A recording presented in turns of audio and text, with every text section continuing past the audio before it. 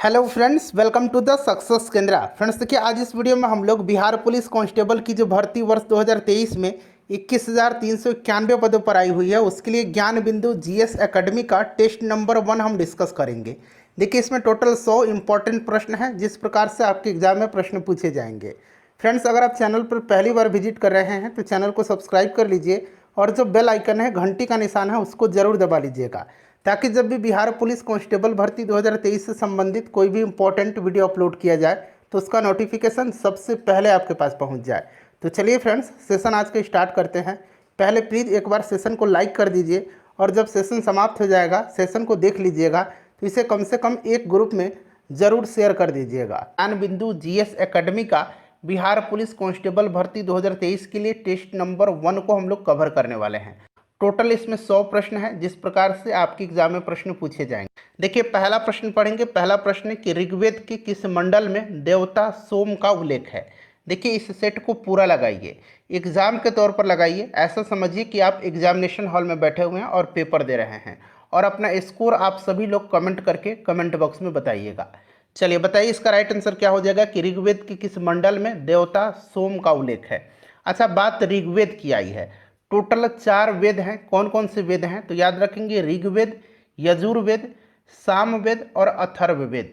सबसे पुराना वेद जो है ये ऋग्वेद है। क्लियर है। ऋग्वेद में टोटल 10 मंडल हैं। याद रखिएगा, ऋग्वेद में कितने मंडल हैं? 10 मंडल हैं। 1028 सूक्त हैं। 1028 इसमें सूक्त हैं, ठीक है। और 10,462 इसमें ऋचाएँ हैं। तो ये भी प्रश्न बन सकता है, सभी को याद रखिएगा। 10 मंडल हैं, 1028 सूक्त हैं और 10,462 ऋचाएँ हैं। देखिए फ्रेंड्स, अगर हम बात करें तो ऋग्वेद के तीसरे मंडल में गायत्री मंत्र का उल्लेख है। तीसरे मंडल में गायत्री मंत्र का उल्लेख है। अच्छा, 8वें मंडल में जो है, 8वें मंडल में हस्तलिखित ऋचाओं को खिल कहा जाता है। 8वें मंडल में हस्तलिखित ऋचाओं को खिल कहा जाता है। 9वें मंडल में जो है, 9वें मंडल में सोम देवता का उल्लेख है। और 10वां मंडल जो है, 10वां मंडल, इसमें पुरुष सूक्त का वर्णन है, जिसमें 4 वर्ण ब्राह्मण, क्षत्रिय, वैश्य और शूद्र का उल्लेख है। तो सोम का उल्लेख जो है ये किस मंडल में है तो 9वें मंडल में है। ऑप्शन नंबर सी इसका राइट आंसर हो जाएगा। दूसरा प्रश्न है कि जैन धर्म के 23वें तीर्थंकर कौन थे। जैन धर्म में टोटल 24 तीर्थंकर हुए थे। 24वें और आखिरी तीर्थंकर जो थे ये वर्धमान महावीर थे। प्रथम तीर्थंकर जो थे ये ऋषभदेव थे, ठीक है, ध्यान रखेंगे। और 23वां पूछा गया है तो 23वें कौन थे? 23वें जो थे ये पार्श्वनाथ थे। अरिष्टनेमी जो थे ये जैन धर्म के 22वें तीर्थंकर थे। नेक्स्ट क्वेश्चन कर लीजिएगा कि निम्न में से किस लेखों में अशोक का नाम अशोक मिलता है। किस लेखों में अशोक का नाम अशोक मिलता है? तो अशोक का नाम अशोक मिलता है मास्की, गुर्जरा, निटूर और उदगेलम में। तो यहाँ पर देखेंगे मास्की, गुर्जरा, उदगेलम दिया गया है, तो सभी इसका राइट आंसर हो जाएगा। और देखिए फ्रेंड्स, कल से जो यह सेट मिलेगा जीएस ज्ञान बिंदु जीएस एकेडमी का, यह आपको हमारा जो दूसरा चैनल है एडू टॉपर हमारा दूसरा चैनल है, वहीं पर आपको यह सेट रोज़ वहाँ पर मिलेगा, ठीक है। जब जब यह सेट आएगा आपको उपलब्ध करवा दिया जाएगा। इस चैनल को सब्सक्राइब कर लीजिएगा, लिंक आपको डिस्क्रिप्शन बॉक्स में मिल जाएगा। फिर या आप सर्च कर लीजिए एडू टॉपर, आपको यह चैनल यूट्यूब पर मिल जाएगा।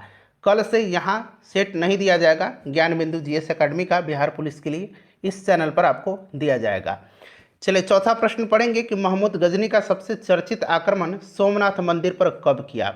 अच्छा, महमूद गजनी ने भारत पर कितने बार आक्रमण किया था तो 17 बार आक्रमण किया था। एक प्रश्न तो ये बनता है, सबसे चर्चित आक्रमण इसका सोमनाथ मंदिर पर गुजरात में था, जो कि 1025 ईस्वी में किया था, 1025 ईस्वी में। नेक्स्ट क्वेश्चन है कि हुमायूं द्वारा लड़े गए 4 प्रमुख युद्धों का सही क्रम क्या है। सही क्रम जो है, सबसे पहले जो हुआ था देवरा का युद्ध हुआ था। देवरा का युद्ध कब हुआ था तो 1531 में। उसके बाद चौसा का युद्ध हुआ था 1539 में। उसके बाद बिलग्राम का युद्ध हुआ था 1540 में। उसके बाद सरहिंद का युद्ध हुआ था 1555 में। तो ये सही क्रम दिया गया है, देवरा, चौसा, बिलग्राम और सरहिंद। नेक्स्ट क्वेश्चन हमारा कि राजस्व के निम्न दिए गए किन व्यवस्था के तहत सरकार और किसान के बीच कोई बिचौलिया वर्ग नहीं था। कौन सी ऐसी व्यवस्था है जिसके तहत सरकार और किसान के बीच कोई बिचौलिया वर्ग नहीं था? तो करेक्ट आंसर इसका क्या हो जाएगा? करेक्ट आंसर हो जाएगा इसका ऑप्शन नंबर सी, रैयतवाड़ी व्यवस्था। रैयतवाड़ी व्यवस्था, इस प्रणाली के तहत किसान खुद की जमीन का मालिक होता था और यह प्रणाली जो है थॉमस मुनरो, यह प्रणाली थॉमस मुनरो, आपको याद होगा, थॉमस मुनरो और कैप्टन रीड के द्वारा जो है यह शुरू किया गया था। नेक्स्ट क्वेश्चन है हमारा कि निम्न में से किस गवर्नर जनरल वायसराय को एक अफगान शेर अली अफरीदी ने पोर्ट ब्लेयर में चाकू मारकर हत्या कर दिया? देखिए, बिहार पुलिस कांस्टेबल भर्ती 2023 के लिए हमारे चैनल के माध्यम से ढेर सारे वीडियोस आपको उपलब्ध करवाए जा चुके हैं। अगर आपने उन वीडियोस को नहीं देखा है तो देख लीजिएगा, लिंक सभी का आपको डिस्क्रिप्शन बॉक्स में मिल जाएगा। चलिए नेक्स्ट क्वेश्चन कर लेंगे। राइट आंसर इसका क्या हो जाएगा? ये लॉर्ड मेयो हो जाएगा। लॉर्ड मेयो के समय में ही भारत में सबसे पहले जनगणना 1872 में कराई गई थी, ठीक है। और नियमित जनगणना की शुरुआत 1881 में लॉर्ड रिपन के समय में हुई थी, लेकिन पहली बार जनगणना 1872 में लॉर्ड मेयो के समय कराई गई थी। 1857 की क्रांति से संबंधित में किस इतिहासकार का मत था कि वह राष्ट्रीय विद्रोह था? तो राष्ट्रीय विद्रोह था, यह मत जो था यह किसका था? राइट आंसर इसका ऑप्शन नंबर डी हो जाएगा, डिजरायली का, ठीक है, डिजरायली का। अच्छा, यहाँ पर देखेंगे फ्रेंड्स आप, सर जॉन्स लॉरेंस और सीले, इनका कहना था कि यह पूर्णतया एक सिपाही विद्रोह था। जेम्स आउटरम और डब्ल्यू टेलर का कहना था कि यह अंग्रेजों के विरुद्ध हिंदू और मुसलमानों का षड्यंत्र था। उसके बाद टी आर होम्स का कहना था कि यह बर्बरता और सभ्यता के बीच युद्ध था। क्लियर। चलिए नेक्स्ट क्वेश्चन है कि महाराष्ट्र से क्रांतिकारी पत्रिका काल का संपादन किसने किया था?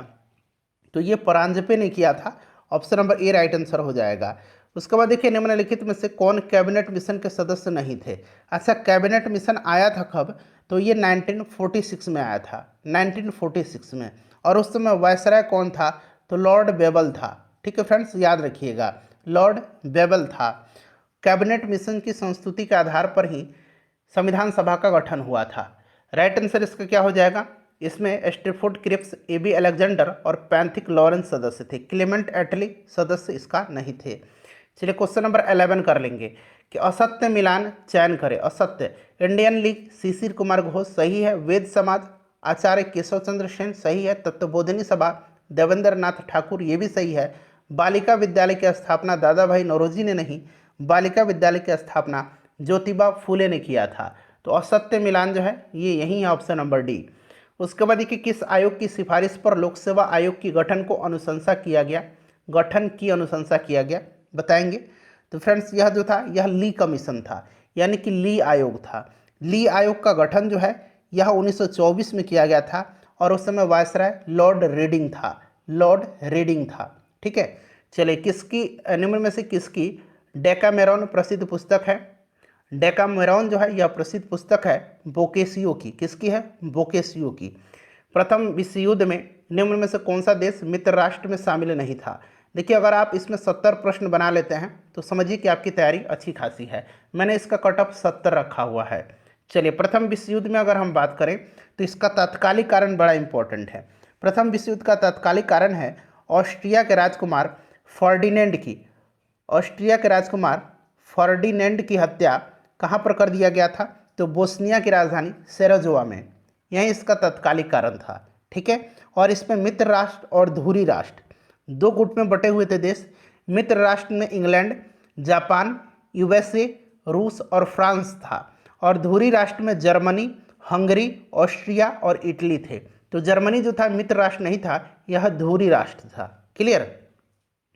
विश्व ग्लोब का निर्माता किसे कहा जाता है? विश्व ग्लोब का निर्माता जो है यह मार्टिन बैहम को कहा जाता है। शनि ग्रह का सबसे बड़ा उपग्रह कौन सा है? शनि ग्रह का सबसे बड़ा उपग्रह जो है यह कौन सा है? तो टाइटन है, टाइटन है। निम्न में से कौन सा हिमालय काली एवं तीस्ता नदियों के मध्य पाया जाता है? काली और तीस्ता। अब यहाँ ध्यान से सुनिए, देखिए, सिंधु और सतलुज नदी के मध्य स्थित हिमालय को पंजाब हिमालय कहा जाता है। सिंधु और सतलज के मध्य स्थित हिमालय को पंजाब हिमालय कहा जाता है। सतलज और काली नदी के मध्य स्थित हिमालय को कुमायूं हिमालय कहा जाता है। सतलज और काली के बीच स्थित हिमालय को कुमायूं हिमालय कहा जाता है। काली और तीस्ता के बीच स्थित हिमालय को नेपाल हिमालय कहा जाता है। काली और तीस्ता के बीच स्थित हिमालय को नेपाल हिमालय कहा जाता है। और तीस्ता और दिहांग के बीच जो स्थित हिमालय है उसको असम हिमालय कहा जाता है। ऑप्शन नंबर इसका सी राइट आंसर हो जाएगा। जो भी मैं बता रहा हूँ उसको ध्यान से सुनिएगा आप। निम्न में से कौन सा दर्रा मुंबई एवं पुणे के बीच अवस्थित है? मुंबई और पुणे के बीच जो अवस्थित दर्रा है, यह दर्रा जो है यह कौन सा दर्रा है? तो फ्रेंड्स देखिए, ध्यान दीजिए, यह दर्रा भोर घाट है। ठीक है, नासिक और मुंबई के बीच में अगर पूछा जाएगा, नासिक और मुंबई के बीच में थाल घाट है। कोयम्बटूर और कोचीन के बीच में पाल घाट है। भारत का सबसे दक्षिणी बिंदु कौन है? सबसे दक्षिणी बिंदु जो है यह इंदिरा पॉइंट है। सबसे उत्तरी बिंदु पूछेगा तो इंदिरा कॉल हो जाएगा। निम्न में से किस नदी का उद्गम बेरीनाग के समीप शेषनाग झील से होता है? कौन सी नदी है यह? तो फ्रेंड्स यह झेलम नदी है। अच्छा, श्रीनगर जो है यह झेलम नदी के तट पर है, इसे भी आप याद रखिएगा। कौन सा झील उत्तराखंड में अवस्थित नहीं है? तो इसमें से सातताल है, राकसताल है, उसके बाद देवताल है। चंद्रताल झील जो है यह चंद्रताल उत्तराखंड में नहीं है, यह हिमाचल प्रदेश में है चंद्रताल। चलिए क्वेश्चन नंबर 21 कर लेंगे कि ग्रीष्म ऋतु में चलने वाली आर्द्र हवाएं को किस राज्य में आम्र वर्षा यानी कि मैंगो सावर के नाम से जाना जाता है? तो देखिए, ये ग्रीष्म ऋतु में जो ये आर्द्र हवाएं चलती हैं इसको आम्र वर्षा कहा जाता है। कहाँ पर? तो केरल में। अच्छा, इसी वर्षा को जो है इसको ही मैंगो सावर कहा जाता है केरल में। और इसको कर्नाटक में चेरी ब्लॉसम, कर्नाटक में इसको कहा जाता है चेरी ब्लॉसम या फिर कॉफ़ी वर्षा के नाम से जाना जाता है। और बंगाल में इसको काल वैसाखी के नाम से जाना जाता है। बंगाल में इसको काल वैसाखी के नाम से जाना जाता है। चलिए अगला प्रश्न है कि निम्न में से किस क्रांति का संबंध मसाला उत्पादन से है? मसाला उत्पादन से जो है यह बादामी क्रांति का है। गुलाबी क्रांति का संबंध जो है पिंक रिवॉल्यूशन का, यह मीट और पोल्ट्री क्षेत्र से है। अमृत क्रांति का संबंध नदी की जोड़ने की परियोजना से है। ठीक है, चलिए उसके बाद नेक्स्ट क्वेश्चन है कि निम्न में से किस उद्योग को विकास उद्योग के नाम से जाना जाता है? किस उद्योग को विकास उद्योग के नाम से जाना जाता है? तो फ्रेंड्स ध्यान दीजिएगा, मोटर गाड़ी निर्माण उद्योग को विकास उद्योग के नाम से भी जाना जाता है। मोटर गाड़ी निर्माण उद्योग, तो यहाँ देखिए मोटर गाड़ी उद्योग दिया गया है। 2011 की जनगणना के अनुसार सर्वाधिक साक्षरता वाला केंद्र शासित प्रदेश कौन सा है? राज्य अगर पूछता तब केरल होता, यहाँ पर आपका केंद्र शासित प्रदेश पूछ लिया गया है, तो ये लक्षद्वीप है। लक्षद्वीप राइट आंसर हो जाएगा इसका। फ्रेंड्स एक बार वीडियो को लाइक कर दीजिए। देखिए, संयुक्त राष्ट्र पर्यावरण कार्यक्रम यानी कि UNEP, United Nations environment programme, इसका हेडक्वार्टर कहाँ पर है? मुख्यालय कहाँ पर है? इसकी स्थापना हुई थी 5 जून 1972 को। 5 जून को इसीलिए पर्यावरण दिवस प्रत्येक वर्ष मनाया जाता है। ठीक है, 5 जून 1972 को, और नैरोबी कीनिया में इसका हेडक्वार्टर है। नेक्स्ट क्वेश्चन है कि कौन जैविक एवं अजैविक संगठकों के मध्य बिचौलिए का कार्य करता है? कौन करता है जैविक और अजैविक संगठकों के मध्य में बिचौलियों का कार्य? तो फ्रेंड्स यह उत्पादक करता है। देखिए, संविधान सभा की प्रमुख समितियों में से किस समिति के अध्यक्ष डॉक्टर भीमराव अंबेडकर थे? डॉक्टर भीमराव अंबेडकर जो थे ये प्रारूप समिति के अध्यक्ष थे। संचालन समिति के अध्यक्ष डॉक्टर राजेंद्र प्रसाद थे। प्रांतीय संविधान समिति के अध्यक्ष सरदार पटेल जी थे। और संघीय संविधान समिति के अध्यक्ष पंडित जवाहरलाल नेहरू थे। नेक्स्ट क्वेश्चन हमारा कि कैबिनेट मिशन के प्रस्ताव पर गठित अंतरिम मंत्रिमंडल में शिक्षा मंत्री कौन थे? अच्छा देखिए, अंतरिम मंत्रिमंडल में शिक्षा मंत्री पूछा गया है, तो यहाँ पर ध्यान दीजिए। अंतरिम मंत्रिमंडल में जो है आसफ अली जो थे, आसफ अली ये क्या थे? तो आसफ अली ये रेलवे मिनिस्टर, जगजीवन राम श्रम मंत्री थे, राजेंद्र प्रसाद खाद्य एवं कृषि मंत्री थे, और सी राजगोपालाचारी यह अंतरिम मंत्रिमंडल में शिक्षा मंत्री थे। चलिए नेक्स्ट क्वेश्चन है, भारतीय संविधान में राज्यपाल की नियुक्ति संबंधी प्रक्रिया कहाँ से लिया गया है? तो ये कहाँ से लिया गया है? ये कनाडा से लिया गया है। और संघात्मक व्यवस्था जो है ये भी कनाडा से ही लिया गया है। ठीक है, भारत का संघवाद किसके समीप है? तो कनाडा का। निम्न में से कौन सा राज्य छठी अनुसूची में शामिल नहीं है? देखिए, छठी अनुसूची में जो है, छठी अनुसूची में असम, मेघालय, मिजोरम और त्रिपुरा के जनजातीय क्षेत्रों का उनके जो प्रशासन है उसके बारे में उल्लेख किया गया है। असम, मेघालय, मिजोरम, त्रिपुरा, असम, मेघालय, मिजोरम और त्रिपुरा, मणिपुर नहीं है इसमें। चलो उसके बाद देखिए, निम्न में से किस राज्य का गठन वर्ष 1987 ईस्वी में नहीं हुआ था? तो इसमें से नहीं हुआ था किसका? तो देखिए ध्यान दीजिएगा फ्रेंड्स, अगर हम बात करें तो इसमें से मिजोरम का, अरुणाचल का और गोवा का हुआ था, मेघालय का नहीं हुआ था। मेघालय जो है, मेघालय को 1972 में राज्य का दर्जा प्राप्त हुआ था, 1972 में। चलिए ऑप्शन नंबर बी इसका राइट आंसर हो जाएगा। उसके बाद देखिएगा कि किस नागरिकता संशोधन अधिनियम के तहत माता के नागरिकता के आधार पर विदेश में जन्म लेने वाले को नागरिकता प्रदान करने का प्रावधान किया गया। तो ये किस नागरिकता संशोधन अधिनियम के तहत किया गया? तो ये 1992, ठीक है, इंपॉर्टेंट है ये। चलिए भारतीय संविधान के किस अनुच्छेद के तहत कुटीर उद्योग का प्रोत्साहन की चर्चा है? कुटीर उद्योग की प्रोत्साहन का चर्चा यह आर्टिकल 43 में है। अच्छा, आर्टिकल 47 जो है इसमें लोगों को पोषण एवं जीवन स्तर उठाने की बात कही गई है। शराबबंदी जो है, शराबबंदी इस अनुच्छेद के अंतर्गत आता है। अनुच्छेद 48 में क्या है? तो कृषि एवं पशुपालन का संगठन है। और अनुच्छेद 51 में क्या है? तो अनुच्छेद 51 में अंतर्राष्ट्रीय शांति और सुरक्षा की अभिवृद्धि है। नेक्स्ट क्वेश्चन कर लेंगे कि निम्न में से कौन 2 बार उपराष्ट्रपति और 1 बार राष्ट्रपति बने थे? यहाँ पर ऑप्शन देख लीजिएगा, 2 बार उपराष्ट्रपति और 1 बार राष्ट्रपति बने थे, तो ये डॉक्टर सर्वपल्ली राधाकृष्णन थे।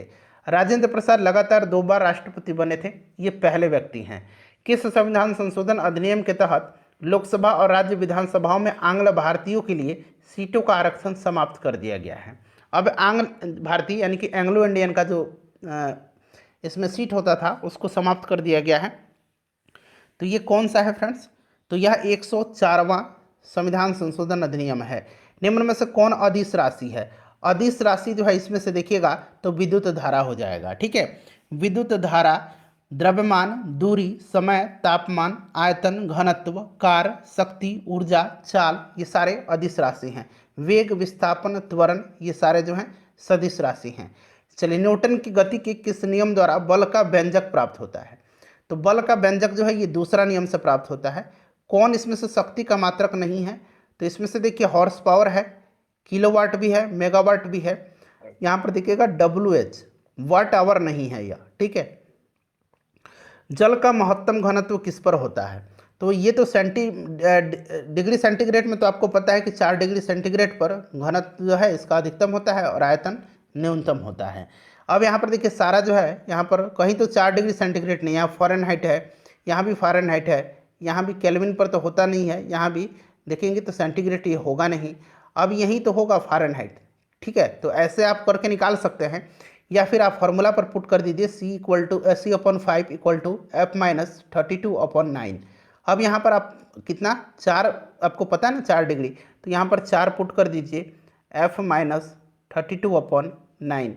अब देखिए ये 9 चौका 36 हो जाएगा, और ये 5 से मल्टीप्लाई कर दीजिएगा 5F हो जाएगा, और माइनस इधर 5 दूना 10 हो जाएगा, और 5 3 15 116 160 हो जाएगा। अब यहाँ से देखिए 5F इक्वल टू कितना हो जाएगा, ये माइनस में तो इधर प्लस में जाएगा, तो 160 प्लस 36 196 हो जाएगा। यानी कि F इक्वल टू कितना हो जाएगा, 196/5 हो जाएगा। अब इसको फर्दर सॉल्व करेंगे तो ये देखिए 5 से 3 15 हो जाएगा, और फिर यहाँ से 4 आया इधर, तो 5 9 45 हो जाएगा, फिर 1 आया तो 5 दूना 10, यानी कि 39.2 फ़ारेनहाइट। तो देखिए 39.2 डिग्री फ़ारेनहाइट। क्लियर? निम्न में से कौन विद्युत चुंबकीय तरंग है? तो विद्युत चुंबकीय तरंग जो होता है ये परावैगनी होता है, एक्स किरण होता है, गामा किरण होता है, ये सारे विद्युत चुंबकीय तरंग है। तो यहाँ गामा किरण दिया गया है, ठीक है। अवतल दर्पण में अगर कोई वस्तु वक्रता केंद्र पर तो है तो उसका प्रतिबिंब कहाँ बनेगा? तो वक्रता केंद्र पर है तो इसका प्रतिबिंब वक्रता केंद्र पर ही बनेगा, ठीक है, ध्यान रखिएगा आप लोग। चलिए अगला प्रश्न कर लेंगे हम लोग। नेक्स्ट क्वेश्चन हमारा 43 नंबर प्रश्न कर रहा है कि जहाँ रुक रुक के थोड़े समय के लिए विद्युत धारा की आवश्यकता होती है वहाँ किस प्रकार के सेल का प्रयोग किया जाता है? तो वहाँ पर जो है लेक्लांसे सेल का प्रयोग किया जाता है। जिन पदार्थ से विद्युत फ्यूज बने होते हैं इसका क्या गुण होना चाहिए? तो विद्युत फ्यूज जो बना होता है यह टीन और लेड की मिश्र धातु का बना होता है, ठीक है, याद रखिएगा। और इसका गुण क्या होना चाहिए? तो इसका गुण जो है निम्न गलनांक और उच्च प्रतिरोध होना चाहिए। निम्न गलनांक और उच्च प्रतिरोध होना चाहिए। पृथ्वी पर सबसे अधिक कौन सा धातु पाया जाता है? तो पृथ्वी पर सबसे ज़्यादा एल्युमिनियम पाया जाता है। दाब बढ़ने से द्रव का क्वथनांक पर क्या प्रभाव पड़ता है? अब यहाँ पर ध्यान दीजिएगा, जब हम लोग ऊंचाई पर जाते हैं तो दाब क्या हो जाता है? कम हो जाता है। जब दाब कम होता है तो क्वथनांक भी कम हो जाता है। तो इसी तरह से रिलेट करेंगे कि जब दाब बढ़ेगा तो क्वथनांक भी बढ़ जाएगा, दाब कम होता है तो क्वथनांक भी कम हो जाता है। इलेक्ट्रॉन की तरंग प्रकृति की खोज किसने किया था? तो इलेक्ट्रॉन की तरंग प्रकृति की खोज जो है ये डी ब्रॉगली ने किया था। किसने किया था? डी ब्रॉगली ने किया था। चलिए, आवर्त सारणी में अष्टक का जो सिद्धांत है, अष्टक नियम का सिद्धांत, यह किसने दिया था? तो अष्टक का नियम का सिद्धांत जो है फ्रेंड्स यह दिया था न्यूलैंड्स ने। और ये ट्रायड है, त्रिक का नियम है, त्रिक का सिद्धांत ये किसने दिया था? तो डोबरनाइनर ने दिया था। ठीक है, चलिए उसके बाद देखिएगा कि कौन सा इसमें से संतृप्त हाइड्रोकार्बन है। एक संतृप्त होता है और एक असंतृप्त होता है, एक असंतृप्त होता है और एक संतृप्त होता है। तो संतृप्त जो है ये मीथेन होता है, असंतृप्त ये बाकी देखेंगे तो एल्कीन और एल्काइन ग्रुप होता है। ठीक है, चलिए एल्केन ग्रुप संतृप्त होता है। तो ऑप्शन नंबर ए इसका राइट आंसर हो जाएगा। कोशिका के केंद्रक की खोज किसने किया था? कोशिका की खोज रॉबर्ट हुक ने किया था और कोशिका केंद्रक की खोज रॉबर्ट ब्राउन ने किया था। तो रॉबर्ट हुक, रॉबर्ट ब्राउन, इस तरह से रिलेट करके ध्यान रखिएगा। उसके बाद देखिए एक संकरीय क्रॉस में F2 पीढ़ी के पौधों का फिनोटाइप का अनुपात क्या है? यह आप याद रखिएगा इसको। ठीक है, यह अनुपात जो है फ्रेंड्स यह आपका है 3:1। नेक्स्ट क्वेश्चन है कि किस शैवाल का प्रयोग अंतरिक्ष यात्री प्रोटीन युक्त भोजन, जल एवं ऑक्सीजन प्राप्त करने के लिए करता है? यह शैवाल क्लोरेला है। पादप जगत की किस वर्ग को वनस्पति जगत का उभयचर कहा जाता है? तो यह कहा जाता है ब्रायोफाइटा को। किसको कहा जाता है? ब्रायोफाइटा को कहा जाता है। चलिए अगला प्रश्न है हमारा 54 नंबर कि पपीता का खाने योग्य भाग कौन सा है? पपीता का खाने योग्य भाग जो है ये कौन सा है? तो फ्रेंड्स यह है मध्य फल भित्ति। निम्न में से किस पादप उत्तक द्वारा पौधे को दृढ़ता और मजबूती प्रदान किया जाता है? तो ये एस्क्लेरेन्काइमा हो जाएगा इसका सही आंसर। ठीक है, चलिए अगला प्रश्न कर लेंगे कि निम्न में से किस वर्ग के जंतु समतापी होते हैं? समतापी जो होते हैं या होते हैं पक्षी वर्ग के।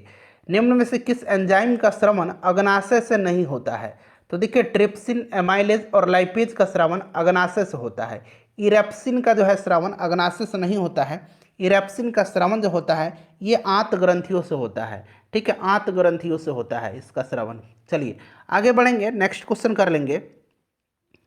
अगला प्रश्न है कि शरीर का संतुलन बनाए रखने की कार्य मस्तिष्क के किस भाग का है? मस्तिष्क के किस भाग का है? तो ये सेरिबेलम का है। किस पंचवर्षीय योजना का मुख्य उद्देश्य था कि गरीबी उन्मूलन और आत्मनिर्भरता? गरीबी उन्मूलन और आत्मनिर्भरता किस पंचवर्षीय योजना का मुख्य उद्देश्य था? तो फ्रेंड्स यह था 5वीं पंचवर्षीय योजना का। राष्ट्रीय नियोजन समिति का गठन कब किया गया था? तो 1938 में राष्ट्रीय नियोजन समिति का गठन किया गया था और इसके अध्यक्ष पंडित जवाहरलाल नेहरू बनाए गए थे। भारतीय रिजर्व बैंक की स्थापना किस आयोग की सिफारिश पर किया गया था? तो इसका स्थापना जो है यह किया गया था हिल्टन यंग आयोग की सिफारिश पर। कब? तो आरबीआई की स्थापना किया गया था यहाँ पर ध्यान देंगे, इसका स्थापना किया था 1 अप्रैल 1935 को, 1 अप्रैल 1935 को। ठीक है, और एक यहाँ पर लिख देता हूँ मैं 1 जनवरी 1949 को इसका राष्ट्रीयकरण किया गया था। तो ऑप्शन नंबर सी हो जाएगा। निम्न में से कौन प्रत्यक्ष कर है? डायरेक्ट टैक्स कौन सा है इसमें से? तो इसमें से जो डायरेक्ट टैक्स है फ्रेंड्स ये आपका संपत्ति कर है। ठीक है, चलिए नेक्स्ट क्वेश्चन है कि निम्न में से किस समिति का संबंध प्रतिभूति घोटाले से है? प्रतिभूति घोटाले से किस समिति का संबंध है बताइए? तो फ्रेंड्स यह संबंध है जानकी रमन समिति। ठीक है, जानकी रमन समिति, ध्यान रखिएगा जानकी रमन समिति। निम्न में से प्रेम वाटिका पुस्तक के लेखक? तो प्रेम वाटिका को लिखा है रस खान ने।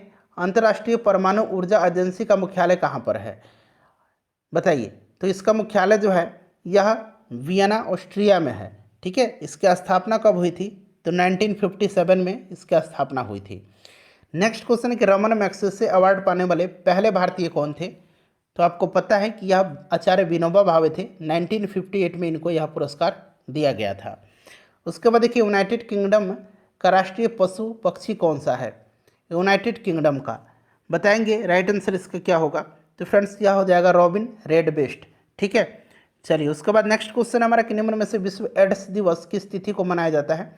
तो एड्स दिवस 1 दिसंबर के दिन मनाया जाता है। भाभा परमाणु अनुसंधान केंद्र कहाँ पर स्थित है? भाभा परमाणु अनुसंधान केंद्र जो है फ्रेंड्स यह ट्रॉम्बे में स्थित है। बिस्मिल्लाह खां का संबंध किस वाद्य यंत्र से है? तो बिस्मिल्लाह खां प्रसिद्ध शहनाई वादक थे। क्या थे? शहनाई वादक थे। उसके बाद देखिए निम्न में से किनका समाधि स्थल महाप्रयाण घाट में स्थित है? महाप्रयाण घाट में स्थित है राजेंद्र प्रसाद जी का समाधि स्थल। ठीक है, चलिए निम्न में से किस खिलाड़ी को लाइटनिंग किड के उपनाम से जाना जाता है? लाइटनिंग किड के उपनाम से जाना जाता है विश्वनाथन आनंद को। विश्वनाथन आनंद को। नेशनल डिफेंस एकेडमी एनडीए का मुख्यालय किस स्थान पर स्थित है? तो फ्रेंड्स यह वेलिंगटन में है। ठीक है, चलिए किस ऑपरेशन के तहत भारत ने भूकंप प्रभावित देश तुर्की और सीरिया को मानवीय सहायता प्रदान किया था? तो यह ऑपरेशन दोस्त था। ऑपरेशन दोस्त था। ठीक है, याद रखिएगा। हाल ही में T20 अंतर्राष्ट्रीय क्रिकेट में 100 विकेट की उपलब्धि हासिल करने वाली पहली महिला क्रिकेटर कौन बनी हैं? तो यह महिला क्रिकेटर बन गई हैं दीप्ति शर्मा। कौन बनी है? दीप्ति शर्मा बनी हैं। चलिए अगला प्रश्न है कि डॉक्टर भीमराव अंबेडकर की 133वीं जयंती के अवसर पर कहाँ लिखा गया है कि कहाँ पर जो है 17 फीट ऊंची प्रतिमा स्टैचू ऑफ नॉलेज का अनावरण किया गया है? तो ये कहाँ पर किया गया है? तो फ्रेंड्स ये किया गया है लातूर महाराष्ट्र में। उसके बाद देखिएगा किस राज्य में भारत और उज्बेकिस्तान का द्विवार्षिक सैन्य अभ्यास दस्तलिक 2023? दस्तलिक जो है ये भारत और उज्बेकिस्तान के बीच का सैन्य अभ्यास है। इसका आयोजन कहाँ पर किया गया है? तो दस्तलिक का आयोजन किया गया उत्तराखंड में। चलिए उसके बाद नेक्स्ट क्वेश्चन है हमारा कि 2025 मैड्रिड इंटरनेशनल बुक फेयर का थीम देश को कौन सा था? तो 2025 में इसका थीम देश कौन सा होगा? तो थीम देश जो होगा ये अपना प्यारा भारत होगा। अब यहाँ से देखिए 79 से लेकर के 79 से लेकर के 91 तक में मैथ के प्रश्न है। इनका सॉल्यूशन मैं PDF के रूप में आपको टेलीग्राम पर दे दूंगा। ठीक है, आप टेलीग्राम से जुड़िएगा। टेलीग्राम का लिंक आपको डिस्क्रिप्शन बॉक्स में मिल जाएगा। चलिए आते हैं क्वेश्चन नंबर यहाँ पर देखिए 91 तक है मैथ रीजनिंग का प्रश्न। 92 में आइए हिंदी और अंग्रेजी के प्रश्न है। आप भला तो जग भला वाक्य में रेखांकित शब्द में कौन सा सर्वनाम है? सर्वनाम है। यहाँ पर देखिए आप लिखा गया है ना, आप पर रेखांकन है, तो इसमें से कौन सा सर्वनाम है? आप भला तो जग भला। बताइए राइट आंसर इसका क्या हो जाएगा? तो इसमें निजवाचक सर्वनाम है। ठीक है, निजवाचक सर्वनाम है। चलिए उल्लास शब्द का सही संधि विच्छेद तो उत प्लस लास होता है। अब यहाँ पर देखिए सही कौन सा लिखा गया है? तो इसमें से सही जो लिखा गया है ये ऑप्शन नंबर ए लिखा गया है। ठीक है, उत पर हलंत होगा नीचे और लास होगा। चलिए निम्न में से आपको निम्न शब्द के लिए उपयुक्त समास का चयन करिए। सुख दुख में कौन सा समास है? सुख दुख में द्वंद्व समास है। ठीक है, चलिए सुख दुख में द्वंद्व समास है। अगला प्रश्न कर लेंगे कि कलेजे पर सांप लौटना मतलब ईर्ष्या होना। ठीक है, ईर्ष्या से जल उठना हो जाएगा। ऑप्शन नंबर बी इसका राइट आंसर हो जाएगा। चलिए 96 नंबर है कि in the following question out of the given 4 alternative select the alternative which best express the meaning of the idiom phrase. Idiom phrase है ये to have an itching palm. इसको क्या कहा जाता है? To have an itching palm. बताइए right answer इसका क्या हो जाएगा? टू ग्रीड फॉर मनी यानी कि पैसे के लिए लोभी होना। चलिए नेक्स्ट क्वेश्चन है कि choose the word that is opposite the meaning है अपोजिट यानी कि सब्ट्रैक्टेड का क्या हो जाएगा? तो इसका अपोजिट आपको बताना है। इसका अपोजिट हो जाएगा एडजंक्ट। ठीक है, चलिए एक्सप्लिसिट का यहाँ पर देखिए पूछा गया है कि सेम मीनिंग बताना है, तो इसका मतलब हो जाएगा आपका सेम मीनिंग इसका स्पेसिफिक। उसके बाद देखिए a house of shelter for a dog इसको क्या कहा जाता है? A house of shelter for a dog इसको कहा जाता है कैनल। कैनल कहा जाता है, ध्यान रखिएगा। 100 नंबर क्वेश्चन है, अपने स्कोर बता दीजिएगा और वीडियो को भाई शेयर जरूर कर दीजिएगा। दूसरा सेट एडू टॉपर चैनल पर मिलेगा, लिंक डिस्क्रिप्शन बॉक्स में आपको मिल जाएगा। चलिए यहाँ पर देखिए ए पेयर ऑफ, यहाँ पर देखिए यूरेशियन जेज। ठीक है, खाली स्थान है ओवर द फॉरेस्ट यस्टरडे, तो यहाँ पर जो होगा ये आपका फ्लू हो जाएगा।